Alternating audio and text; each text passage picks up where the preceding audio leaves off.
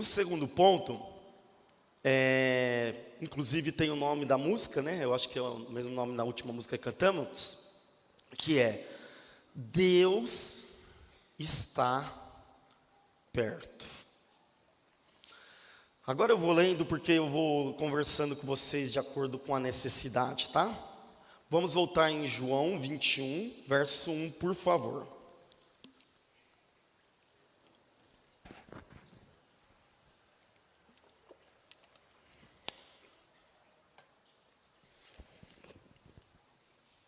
E como é bom também a gente estar dependente, né, irmãos? A gente pode usar a bondade e generosidade dos irmãos que sempre nos ajudam. Essa é a igreja de Deus, né? Uns ajudamos uns aos outros. Vamos lá, 21:1. Jesus e a pesca maravilhosa. Depois disso, Jesus apareceu novamente aos discípulos à margem do mar de Tiberíades. Foi assim. Estavam juntos Simão Pedro, Tomé chamado Dídimo, Natanael de Caná da Galileia, os filhos de Zebedeu e 2 outros discípulos. Vou pescar, disse-lhes Simão Pedro. E eles disseram, nós vamos com você. Eles foram e entraram no barco, mas naquela noite não pegaram nada. Aqui já começa o drama dessa história, né? Porque Pedro, o mesmo Pedro que nós lemos há pouco, né? Ele era pescador profissional. Esse era o ofício dele, da família dele. E ele era muito bom nisso. Então ele foi pescar. O pescador, ele pesca durante a noite, né? Que o mar é mais tranquilo, tem mais peixes. Então eles não pegaram nada. Imagina que eles estavam extremamente frustrados. Imagina você trabalhar durante a noite inteira e não voltar com um peixe para casa. Você está cansado, lançou a rede diversas vezes, você tem a experiência, você tem a expertise, você sabe fazer, você é bom naquilo. Mas você lançou a rede, você fez o seu melhor, e naquela noite a pesca não aconteceu. Verso 4. Ao amanhecer, Jesus estava na praia, mas os discípulos não o reconheceram. Ele lhes perguntou, filhos, vocês têm algo para comer? Eles responderam que não. Ele disse, lancem a rede do lado direito do barco e vocês encontrarão. Eles a lançaram e não conseguiam recolher a rede, tal era a quantidade de peixes. O discípulo a quem Jesus amava, é João, tá? Disse, Pedro, esse é o Senhor. Simão Pedro, ouvindo dizer isso, vestiu a capa, pois a havia tirado, e lançou-se ao mar. Aí aqui a gente começa, o texto ele não dá tantos detalhamentos, né? Porque Jesus chegou lá, eles não o reconheceram, então tem 2 possibilidades. Ou porque ainda era de madrugada, e ainda estava muito escuro para enxergar Jesus. Ou, quando Jesus ressuscitou, algumas vezes, a pessoa não enxergava ele. E ele, em algum momento da conversa, ele dava a compreensão que a pessoa estava falando com ele. Porque Jesus estava pleno, glorificado, no seu poder e glória, né? Então, a gente não tem certeza, mas o fato é que eles não reconheceram Jesus ali, naquele primeiro momento. Verso 8.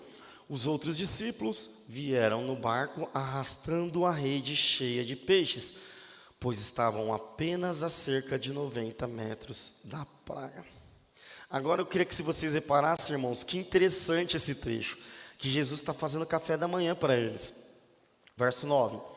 Quando desembarcaram, viram ali uma fogueira, peixes sobre brasas e um pouco de pão. Disse-lhe Jesus, tragam alguns dos peixes que acabaram de pescar. Simão Pedro entrou no barco e arrastou a rede para a praia. Ela estava cheia. Tinha 153 grandes peixes. Embora houvesse tantos peixes, a rede não se rompeu. Jesus lhes disse, venham comer. Aqui interessante, irmãos. A gente imagina, né? São eles que fugiram quando Jesus foi preso. São eles que não estiveram presentes no momento que teoricamente Jesus mais precisaria deles, ou como um apoio, o líder, o Messias, o Filho de Deus. Eles fugiram. Pedro negou Jesus 3 vezes. Eles foram pescar, e foi uma pesca fracassada. Jesus, além de multiplicar os peixes e de prover muito mais do que eles precisavam, Jesus estava fazendo café da manhã para eles, Jesus estava cuidando deles, Jesus está demonstrando com ações o amor dele, porque Deus está perto. Jesus está mostrando a sua forma de agir. Eles falharam com Deus, mas Deus não está falhando com eles. Jesus está mostrando a sua misericórdia, o seu amor, a sua generosidade e bondade.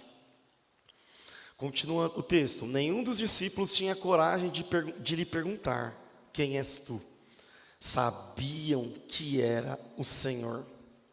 Jesus aproximou-se, tomou o pão e o deu a eles, fazendo o mesmo com o peixe. Essa foi a terceira vez que Jesus apareceu aos seus discípulos, depois que ressuscitou dos mortos. Aqui é interessante, né, irmãos, que os discípulos, a gente não tem uma explicação muito clara dessa situação, porque os discípulos não tinham muita coragem de perguntar: quem és tu? Porque eles sabiam que era Jesus. Mas vamos imaginar, a gente fugiu, abandonou ele foi espancado, crucificado, e ele ressuscitou e cumpriu tudo o que era para ser cumprido nas Escrituras. Eles estavam constrangidos também. Eles estavam ali maravilhados, uma situação confusa de estranhamento, vendo aquele Deus, o Filho de Deus, o Messias prometido, fazendo o café da manhã para eles, mesmo depois de eles o terem abandonado num dos momentos mais angustiantes da sua vida. Ele está ali amando a gente. Ele multiplicou os peixes que a gente, depois de uma noite frustrada de pescaria, agora ele faz café da manhã para a gente não consegue nem... É muito amor, eu estou sendo muito amado e eu não mereço isso. E é exatamente assim que a gente tem que se sentir, irmãos. Porque Deus, Ele nos amou primeiro, porque Deus decidiu amar cada um de nós. E não é por merecimento. Os discípulos não mereciam, mas Cristo está dando, Cristo está amando, porque Deus está perto, porque Deus escolheu nos amar. E agora começa a segunda parte desse texto, que é a restauração de Pedro. Verso 15. Depois de comerem, Jesus perguntou a Simão Pedro: Simão, filho de João, você me ama mais do que estes? Disse ele: sim, Senhor, tu sabes que te amo. Disse Jesus: cuide dos meus cordeiros. Novamente Jesus disse: Simão, filho de João, você me ama? Ele respondeu: sim, Senhor, tu sabes que te amo. Disse Jesus: pastorei as minhas ovelhas. Pela terceira vez ele disse: Simão, filho de João, você me ama? Pedro ficou magoado por Jesus ter lhe perguntado pela terceira vez: você me ama? E disse, olha que Pedro está plenamente consciente que ele está falando com o Filho de Deus, com o Todo-Poderoso.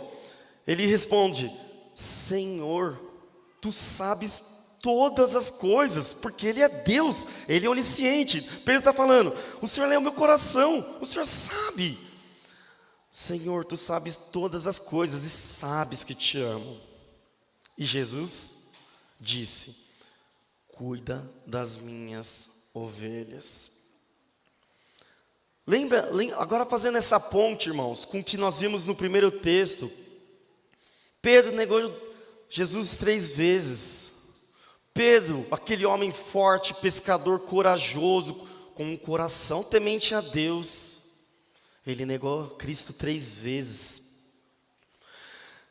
E quando essa última vez ele chorou amargamente, Cristo olhou para ele diretamente. Imagina a dor no coração que foi de Pedro, que quando ele negou a terceira vez, o galo cantou e Cristo olhou para ele diretamente.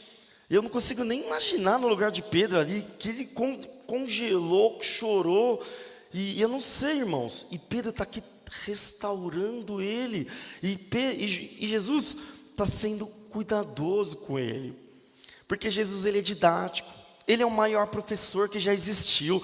Ele está fazendo um processo e está ensinando a Pedro uma didática do reino de Deus. Aquele que tropeçou de uma forma muito amarga como a sua, você vai restaurar ele com muito amor, para que ele seja plenamente restaurado. Jesus pergunta 3 vezes, não é por um acaso. Jesus está restaurando um homem que o negou 3 vezes, e confirmando para que Pedro falasse com a sua boca, confessasse com as suas próprias palavras: eu te amo, meu Deus, 3 vezes.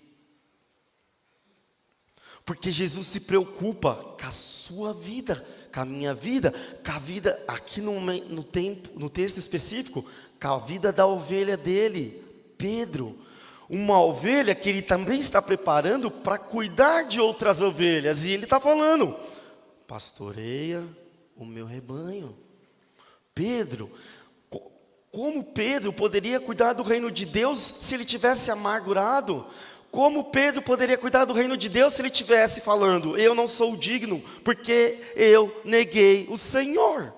Como eu não tenho autoridade para falar de Jesus, um Jesus que eu neguei 3 vezes, para ensinar Jesus para o meu próximo, para falar da tão grande salvação, para falar que Jesus venceu a morte, para falar que Jesus venceu o mal e o pecado, se eu neguei ele 3 vezes? Mas Cristo restaurou ele. E ele falou: eu te amo, meu Senhor. Eu te amo, meu Senhor. Eu te amo, meu Senhor. E Cristo demonstrando: pastorei as minhas ovelhas. É para isso que eu estou te separando no ministério. Então, meus irmãos, Jesus sempre tem uma didática do reino. Ele cuida, ele restaura. E nós, como filhos e reino de Deus, nós devemos cuidar e restaurar. Se o teu irmão pecou, e se ele está muito longe de Deus, ele precisa ser muito amado. É isso que Cristo está nos ensinando. Não é que ele não precisa ser distanciado, afastado, separado. Ele precisa ser abraçado, amado e cuidado. Se ele negou Jesus mais de 3 vezes, negou Jesus como? Vendo pornografia, maltratando a sua esposa, sendo infiel no trabalho, sendo coisas que Jesus não preparou para nós. Ama Jesus, confessa o seu amor a Jesus várias vezes, irmãos. Busque o perdão e a conciliação. E nós, se você vê o teu irmão que ele precisa, nós temos esse dever, porque Jesus sempre agiu com uma finalidade de ensino, porque nós somos imitadores de Cristo. E tudo o que Cristo fez foi com a finalidade de que nós aprendêssemos e reproduzíssemos o comportamento. Tanto que assim nós somos imitadores de Cristo, que é como nós nos autodenominamos cristãos. Porque nós imitamos o nosso Deus. Nós imitamos o que Jesus faz. E o que Jesus faz? Jesus restaura o pecador. Jesus restaura aquele que o negou. Eu sei que tu me amas, Pedro. Jesus podia falar: eu sei que tu me amas, Pedro, está tudo certo. Estava tudo certo, Pedro amava ele mesmo. Mas não, Jesus está trabalhando o coração dele. Às vezes a restauração precisa de um processo, irmãos. A gente não precisa pular os processos. Os processos são importantes. Jesus entendeu, Deus entendeu, que o processo de restauração de Pedro era assim. Era fazer ele confessar 3 vezes, reforçar, renovar, dizer com a boca dele que ele amava Jesus.